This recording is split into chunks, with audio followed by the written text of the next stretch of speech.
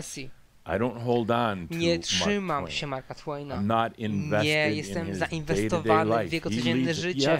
To on mnie prowadzi. Tak, jest częścią mnie, częścią mojej jedności siebie, ale jednocześnie nie będę próbował dyktować jego życia.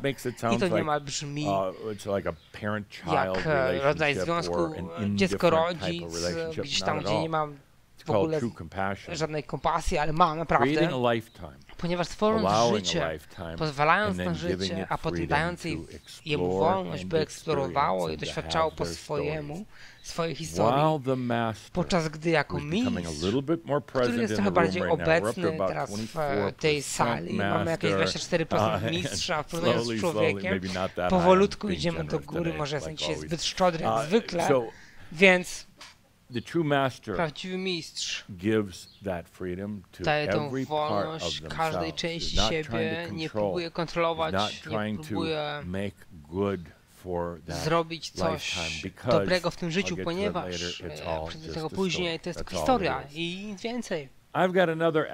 Mam kolejny aspekt kolejnego pisarza, który naprawdę mnie irytuje do samego cna, bo widzicie, żyłem wiele żyć, mogę odnieść się do tego całego hałasu bycia człowiekiem, tego narzekania i strachu i zmartwień i wszystkiego ziewania innego. Senność, kiedy mistrz wchodzi, tak, człowiek się trochę robi senny, to jest okej. No ale mam ten kolejny aspekt pisarza. Wiecie, mam tą rzecz z pisarstwem w ogóle. Spędziłem wiele żyć jako pisarz. Kolejny pisarz, którego mogliście znać jako Szekspir. A więc ten pisarz naprawdę jest królewskim tyłem, bólem w tyłku, powoduje więcej problemów i stresu niż możecie pomyśleć. Możecie powiedzieć, że to jeden z największych pisarzów wszechczasów w ogóle i że ten aspekt powinien być tak spokojny i wyluzowany, ale nie, ten aspekt. Niemal. Waham się nazwać go moim własnym, ale muszę, bo no, otóż nie lubi swojego pisania. Jakiegokolwiek powodu. Zarabiasz pieniądze, ludzie przychodzą do ciebie tłumami. Jesteś znany w całej historii przez kolejne tysiące lat. Niektóre po prostu wydarzenia w parku będą przez ciebie w swoim imieniu i ty narzekasz ciągle na swój los. Narzeka, bo nie lubi swojego pisania. Nie lubi swojego pisania. Myślę, że to chyba jest prawdziwe dla wielu kreatywnych ludzi, którzy tworzą coś błyskliwego, ale po prostu sami nie lubią z jakiegoś tam powodu, nie chcą go pokazać publicznie, nie jest to dostatecznie dobre dla nich, albo nie wykonają tej roboty. Tak samo Szekspir nie lubi swojego pisania, ponieważ myśli, że napisał coś pod publikę zamiast dla siebie, swojego serca. Naprawdę nie chciał tego napisać, napisał innymi słowy, ale to się udało. Tłumy przyszły. Został sławny i będzie sławny coraz bardziej, ale sam ma wewnętrzny ból i walkę na temat samego siebie. Czy powinienem pisać dla siebie, z serca, jako prawdziwy poeta, którym jestem, czy powinienem być tutaj pisać dla komercyjnych powodów? No, to jest tak proste jak powiedzenie, drogi Szeki, zrób dwie rzeczy naraz. Pisz dla siebie i jednocześnie pod innym imieniem dla innych. Wiesz, no. Stwórz dwa imiona, pisz z serca, ale on sam jest swoim własnym, stworzonym psychologicznym, emocjonalnym dylemacie i szczerze mówiąc jestem tego zmęczony. Naprawdę jestem zmęczony tym. On naprawdę nie sięga do mnie ani do Boga, ale sam po prostu trwa w swoim zranionym pisarzu wewnątrz i ma obsesję wokół tego. I mam cały ten hałas tutaj i myślicie, że wasze życie jest ciężkie, ma cały ten hałas i potem przychodzi kolejny aspekt, oryginalny, czy jestem, czy nie, być albo nie być, właściwie bądź nie, ale to nie był tylko Szekspir, który stworzył te pierwsze słowa, to był mój aspekt jako Platon. Być czy nie być, tak filozoficzne, tak pełne zadęcia. Wiecie, Platon jest uważany za twórcę, projektanta, implementora współczesnego społecznego systemu zachodniego, który znacie od wieków, jest w takim konflikcie teraz ze sobą i wchodzi w filozofię w tym.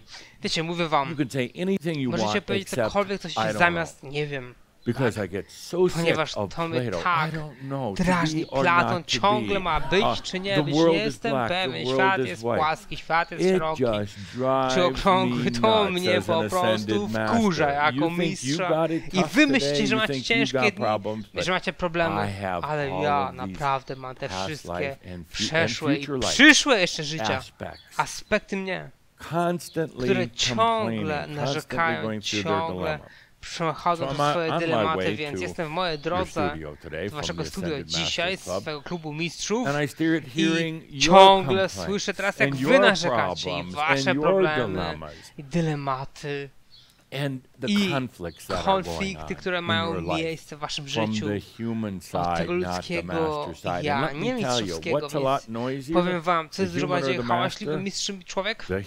Człowiek jest hałaśliwy, człowiek lubi utykać. Naprawdę, naprawdę. Szekspir. Czy nie wszyscy byście chcieli być Szekspirem w historii, a on mówi, ojej, nie pisze z serca, tylko pod publikę. Zamknij się, pisz z serca. Jak prosto to może być inaczej? Co za problem? I kiedy potrzebuje wskazówki, co robi? Odrobiny miłości, odrobiny energii, to nie przychodzi do swojego wolnego, wyższego ja. Nie idą do swojego wzniesionego mistrza wewnątrz, który tam po prostu w glorii jest wcielony nie tak dawno temu z planety. Nie, idą do kościołów, idą do innych ludzi, idą po alkohol, narkotyki i tak dalej. I ja tylko mówię, wszędzie właśnie wewnątrz, ale nie wewnątrz. Wszędzie nie, tylko w sobie samym. I obserwuję, jak całe to ma miejsce, wszystkie problemy życiowe, a odpowiedź jest tak prosta tam dla nich. Chcą mnie słuchać, kiedy przychodzę do nich, chcą słuchać własnego wujka Adamusa, mówiącego, tu jest odpowiedź tak prosta, ale nie chcą jej słyszeć. Mają zbyt dużo zabawy w swoich grach, więc jestem trochę wkurzony dzisiaj. Nie spałem zbyt dobrze ostatnio. Czy to brzmi znajomo, drodzy mistrzowie? Drodzy mistrzowie, pomyślcie, jesteście mistrzem, który dzisiaj tu siedzi i ogląda, który musi sobie poradzić z tym ludzkim jednym aspektem, a ja mam ich tuziny.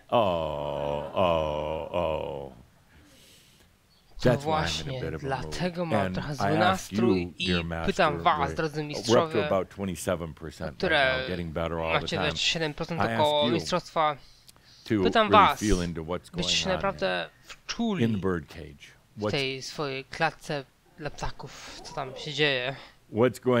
Co się dzieje w tej klatce dla ptaków? Co się dzieje wewnątrz was? Jest wiele ruchu, wiele konfuzji, wiele narzekania, które ma miejsce i naprawdę niewiele z tego ludzkiego aspektu, jest wiele naprawdę powiedzenia bycia przejrzystym, czy weźmy jakąś odpowiedź, znajdźmy i pójdźmy dalej. Jest wiele tam konfliktu i on będzie się wciąż działał. On nie odchodził, ponieważ macie przeszłe życia i przyszłe życia, które wszystkie dzieją się teraz. To, co robicie, to bierzecie głęboki oddech, drodzy mistrzowie, nie da ci się to łapać. Pozwalacie na to, tak, pozwalacie. Możecie mieć te przeszłe życia, które się pojawiają, nie tylko z tego, ale też przeszłe i przyszłe życia, które przychodzą do was, które tworzą wiele konfliktu, ale bierzecie głęboki oddech i pozwalacie na to. I w pewnym punkcie, jedno z tych przyszłych żyć będzie miało dosyć i powie, okej, jestem kim jestem, ale naprawdę tego nie łapię, więc pozwól mi, pomóż mi moje jam jest. Chcę być już po prostu otwarty i pozwalać na to i chcę słuchać Ciebie i wtedy się ten aspekt przeszły czy przyszły przychodzi i możecie z nim pracować. Nie chodzi o to, by mu doradzać, czy przetwarzać jego problemy, czy mówić, że ojej, ty biedny Szekspirze, czemu, cokolwiek tam. Chodzi o to, by po prostu wziąć głęboki oddech i pozwolić. I są te dwa punkty, które dzisiaj omówię dzisiaj. To wtedy to robicie. A w międzyczasie ty jako mistrz, mamy 30% teraz, dochodzimy do końca, może do końca naszego dzisiejszego zgromadzenia będzie nawet ponad 50% mistrza w was, ale w międzyczasie mistrz, którym ty jesteś teraz, nie pracujesz nad tym, by być mistrzem, nie próbujesz być mistrzem, po prostu pozwalasz na bycie mistrzem. Ten mistrz, głęboki oddech, słyszy tam hałas i ruch i wszystko inne, i siedzi na swojej ławce czy w swoim fotelu i bierze ten łyk swojego pięknego kubka, czegoś może lepszego niż kawa, tylko bierze głęboki oddech ten mistrz i po prostu czuwa się wszystkie historie, które kiedykolwiek miał i kiedykolwiek będzie miał. I nagle chodzi o rodzaj nasmarowania tych trybików, gdy jako mistrz bierzesz głęboki oddech i wczuwasz te wszystkie wspaniałe historie swoje i nagle po prostu zdejmujesz to tarcie z tego, dzięki temu to napięcie i wtedy nagle to jest to, co ja zrobiłem. Po prostu bierzesz głęboki oddech i siadasz sobie wygodnie i oglądasz ten film swojej własnej istoty. I tyle. Nie dasz się już złapać w te wszystkie historie. Wiecie, mistrz zdaje sobie sprawę, że to wszystko i tak się samo uda. Szekspir robił kilka niesamowitych rzeczy, Mark Twain, kocham ten aspekt mnie i one wszystkie wyszły dalej, weszły w część historii, jak wiele istot może powiedzieć tego, że było Platonem czy Szekspirem i tak dalej.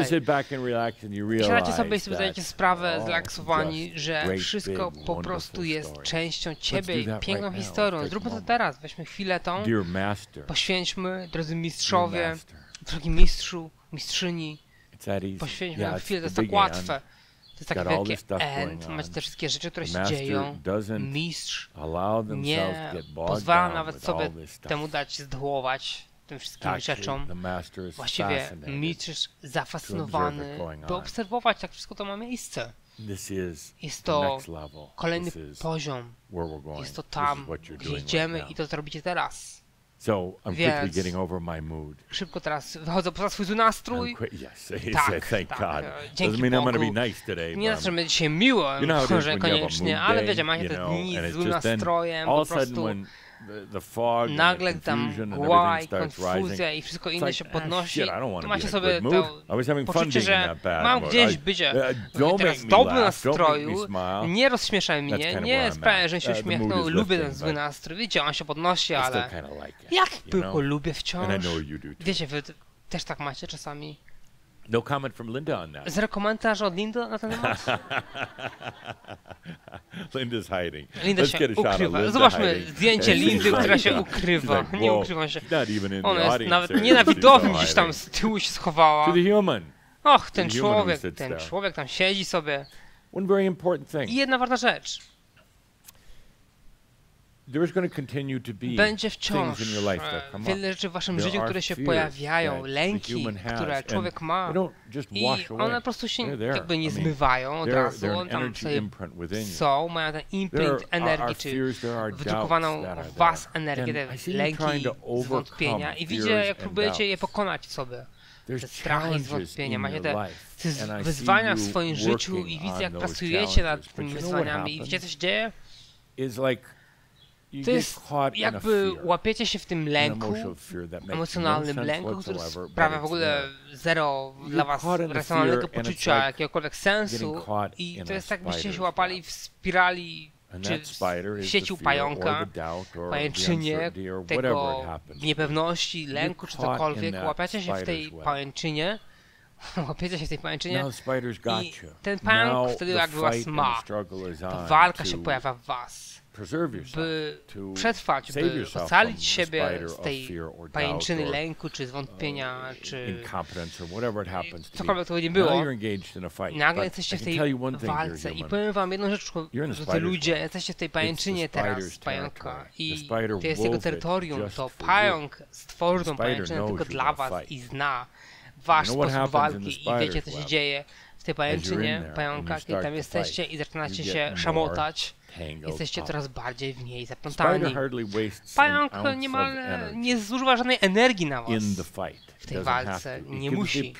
Po prostu wie, że musi tylko udawać, że walczy, by usatysfakcjonować tego człowieka, który myśli, że trzeba tu walczyć i robi swoje RR, ale naprawdę nie ma to sensu, ponieważ pająk już wie, że macie przerąbane, że jesteście zamknięci w jego pajęczynie i w momencie, gdy zaczniecie walczyć, skończyliście. I jesteście złapani w pełni, jesteście obiadem tego pająka. I mój nastrój jest teraz lepszy, jak ja to mówię, śmieję się teraz. Jest teraz lepiej, ha, ha, ha. Co to znaczy dla człowieka, dla was? Są przynajmniej dwie rzeczy. Kiedy macie ten strach i będziecie mieć go, ponieważ żyjecie na tej planecie, w ciele, kiedy spotkacie się z tym strachem, czy z wątpieniem, czy czymkolwiek to by nie miało być, macie tą konfuzję w sobie, że nie wiem co zrobić, jaką decyzję podjąć, kiedy w to wejdziecie, to przejdźcie przez to w pełni. Kiedy zaczniecie być w tej pajęczynie pająka i wiecie, że to jest nieuniknione, po prostu już wpadliście, to przejdźcie w pełni, przez to nie zatrzymujcie się, nie walczcie, nie przetwarzajcie tego problemu, jakkolwiek by nie był, nie próbujcie przemyśleć tego problemu, ponieważ już jesteście w pajęczynie, jesteście złapani, więc nie próbujcie racjonalizować siebie w tym, czy medytować poza to, nie próbujcie szukać doradców czy coachów, którzy wam pomogą z tego wyjść, bo to jedynie wprowadza ich w waszą pajęczynę i tyle. Więc kiedy odkryjecie, że macie ten lęk, czy zwątpienie, czy niepewność przed wami, albo po prostu wasze życie jest totalnym bałaganem, i sobie zdacie sprawę, to weźcie głęboki oddech i przejdźcie przez to, weźcie jeszcze w to głębiej. To dla człowieka nie ma sensu, ale energetycznie jest to absolutnie odpowiednie. Człowiek nie chce przejść głębiej, kiedy spotyka to uczucie, czy lęk w środku nocy, niepokój bez żadnego widocznego powodu. Jak miewacie, człowiek opiera się temu. Och, ten niepokój, co mam zrobić, chyba przemyślę sobie tą sprawę, mówicie. Próbujecie wymyślić jakieś tam powiedzonka czy afirmacje, muszę zrobić to czy tamto, jakiś taniec ceremonialny, cokolwiek tam macie wymyślone. Ale jesteście w pajęczynie, wpadliście i walczycie teraz i to jest zabawne, ponieważ mówicie, o nie, jestem uduchowiony i święty i robię tam swoje modlitwy, cokolwiek macie, po prostu przerąbane, jesteście w tej sieci pająka i sobie z tego nie zdajecie sprawy, a ten pająk po prostu teraz czasami tam pięściami wymachuje, żeby was przestraszyć jeszcze bardziej i daje wam uczucie, że macie z nim walczyć i tak dalej, ale już was złapał. Ten lęk już ma was, niepewność was schwytała, a szczególnie gdy dochodzicie do tego punktu mistrzostwa i oświecenia, wciąż się pojawiają lęki i zwątpienia oczywiście i sobie myślicie, co się stanie dalej z moimi dziećmi, z moim fizycznym ciałem na przykład, albo czy stracę swoje zdrowie psychiczne, co ludzie sobie pomyślą, mówicie, te wszystkie rzeczy są jak te pajęczyny, te wszystkie niepokoje, które są wokół was i nie walczycie z nimi, nie próbujecie ich pokonać, nie dacie rady, ponieważ po prostu wy je stworzyliście. Wy stworzyliście te zwątpienia i lęki. One znają was lepiej niż właściwie wy sami siebie nawet. Jesteście w pajęczynie teraz. Po prostu coraz bardziej się łapiecie walcząc, więc co macie zrobić? Bierzecie głęboki oddech i pozwalacie sobie wejść w to jeszcze bardziej w pełni i pewnie. To bez sensu, oczywiście, dla szkolskiego ja. Jak to mam? Pozwolić sobie wejść w ten lęk? Przecież on mnie skonsumuje. Nie, ponieważ kiedy w niego wejdziesz, to przejdziesz przez niego. Kiedy przejdziesz przez to centrum pajęczyny, przez sam środek, sprawi, że po prostu pójdziesz dalej, przejdziesz przez te wszystkie lęki, niepokoje, dylematy, które są w twoim życiu, bez względu na to, jakie by nie były. Weźmiesz głęboki oddech, założysz te skrzydła swojego marzenia atlantyckiego czy duszy i przelecisz przez to bez opierania się, bez próby walczenia, bez myślenia o tym. Po prostu zakładasz te skrzydełka i lecisz. I tyle. I istnieje moment terroru w tym, gdy lecisz wprost w tą pajęczynę i kiedy masz te skrzydła na sobie, mówisz sobie, o cholera, mam nadzieję, że miałeś rację na temat, ponieważ wlatuje wprost w serce tego zwątpienia i lęku i cokolwiek tam się miało wydarzyć. Jesteś po drugiej stronie wtedy już. Po drugiej stronie tego wszystkiego, tych ludzkich świadomości, tej pajęczyny ludzkiej świadomości, swojej własnej nawet. Jesteś teraz po drugiej stronie, dzięki odwadze i patrzysz wstecz i sobie zdajesz sprawę, że właściwie to nie było aż takie straszne, nie była wcale pajęczyna. Zdajesz sobie sprawę, że wszystkie te lęki, których się bałeś, nie były naprawdę tam, nie były realne. Ty je zbudowałeś w swoim umyśle, oczywiście w swojej polu energetycznym nawet zbudowałeś się, ale teraz jesteś po drugiej stronie i widzisz, że nie było żadnej walki potrzebnej. Jedyne co jest tam to słodki nektar mądrości, który teraz jest twój jako człoweka, abyś mógł, naprawdę nie był wcześniej dostępny ci, ale teraz myślisz sobie, chciałbym ten nektar mądrości podać dalej Szekspirowi i Platonowi i tym innym aspektom, co on miałby z tym zrobić, po prostu jeszcze bardziej spieprzą swoje życie, więc nie, ten nektar, ta mądrość jest poza tą percepcją siedzi pajęczej. Właściwie nawet jej tam nie ma, tej pajęczyny. Co mówię? Przestańcie walczyć z tym wszystkim. John Koderka zrobił ostatnio stwierdzenie, które mnie jakby wstrzymało w oddechu wręcz. Powiedziałem, John, ktokolwiek, którzy mają problem zdrowotny, weźcie głęboki oddech, pozwólcie na to, nie walczcie z tym, nie walczycie z rakiem, ponieważ jesteście wtedy w pajęczynie, musicie po prostu przez nią przejść. Zakładacie te skrzydełka i mówiąc sobie, mam już to wszystko, gdzieś rodzaj takiej świadomości zakładacie i idźcie dalej. Nie walczycie z rakiem, po prostu przechodzicie przez niego. To jest jak pozwalanie. To jest jak pozwalanie. I bez względu na to, co by się nie wydarzyło, bez względu na to, co by człowiek się nie obawiał, czy tam rak, czy śmierć nawet możliwa, nawet nie to, że jesteście, nie zostaniecie tym dobrym twórcą, by stworzyć zdrowie, cokolwiek ten człowiek się obawia, po prostu mistrzu, lecisz przez to i to, co odkrywasz po drugiej stronie, to twoja mądrość. Nie, że próbujesz przez to przejść, szukając uleczenia, czegokolwiek innego. Chodzisz przez to, ponieważ to już nie jest twoje, nie posiadasz tego i nic nie walczysz z tym. I tyle. Cokolwiek by to nie było, jakikolwiek problem w twoim życiu, jakiś tam z dzieciństwa, jakaś emocja, która się pojawia, ona się pojawia, ponieważ ty wciąż się z nią bawisz. Coś, czego nawet nie byłeś w stanie przepracować. Nie przetwarzasz tego, nie pracujesz nad tym, ale pracowanie, przetwarzanie jest tylko deserem dla pająka. Jesteście złapani w pajęczynę i wasze przetwarzanie po prostu obsypujecie siebie cukrem przetwarzania czy przemyślania, czekając aż pająk przyjdzie z języczkiem was zjeść.